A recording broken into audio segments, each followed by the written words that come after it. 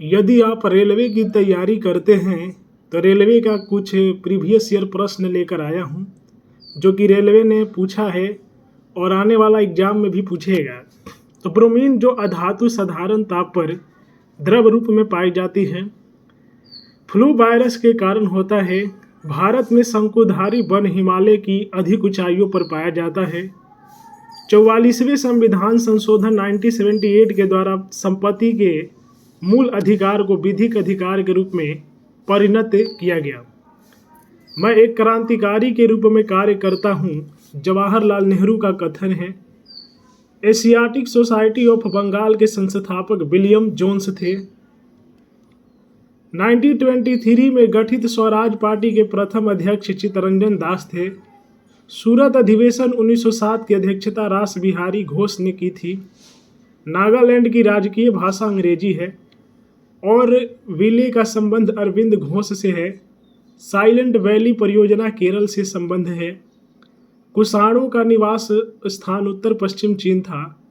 उमरा ए चहलगान का गठन इल्तुतमिश ने किया था। दक्षिण भारत को जीतने के लिए मलिक काफूर को अलाउद्दीन खिलजी ने भेजा था। आरआरबी सिकंदराबाद के द्वारा पूछा गया प्रश्न है कि प्रथम पंचवर्षीय योजना 1951 से 56 का मुख्य लक्ष्य सिंचाई एवं कृषि का विकास था। कर्नाटक जो है वो कॉफी उत्पादन में अग्रणी राज्य है। प्रकाश संश्लेषण के दौरान प्रकाश ऊर्जा रासायनिक ऊर्जा में रूपांतरित होता है। लेड भंडारित बैटरियों में सल्फ्यूरिक अम्ल प्रयुक्त होता है। ग्रहों को सूर्य के चारों ओर घूमने का कारण गुरुत्वाकर्षण बल है। नागासाकी पर दूसरी बार बम 9 अगस्त 1945 को गिराया गया था। भारतीय संविधान के अनुच्छेद 14 का जो में विधि के समक्ष समानता का वाक्यांश ब्रिटेन के संविधान से लिया गया है। दाभोल विद्युत परियोजना महाराष्ट्र में है। पृथ्वी का प्राकृतिक उपग्रह चंद्रमा है। लॉन टेनिस में ग्रैंड स्लैम टाइटल जीतने वाला प्रथम भारतीय खिलाड़ी रामनाथन कृष्णन है। टेलीफोन के आविष्कारक अलेक्जेंडर ग्राहम बेल है। भारत में पहली निर्वाचित लोकसभा 1952 में अस्तित्व में आई थी। कोडई कनाल पालन पर्वत श्रेणी में स्थित है। महाबलीपुरम के मंदिर पल्लव राजवंश के समय स्थापित हुए थे। भाषा के आधार पर राज्यों का पुनर्गठन 1956 में हुआ था। काला जार का रोग वाहक सिकटा बालू मक्खी है। मधुशाला के रचयिता हरिवंश राय बच्चन थे। महारानी एलिजाबेथ द्वितीय ने सुनील गावस्कर को नाइटहुड की उपाधि दी थी।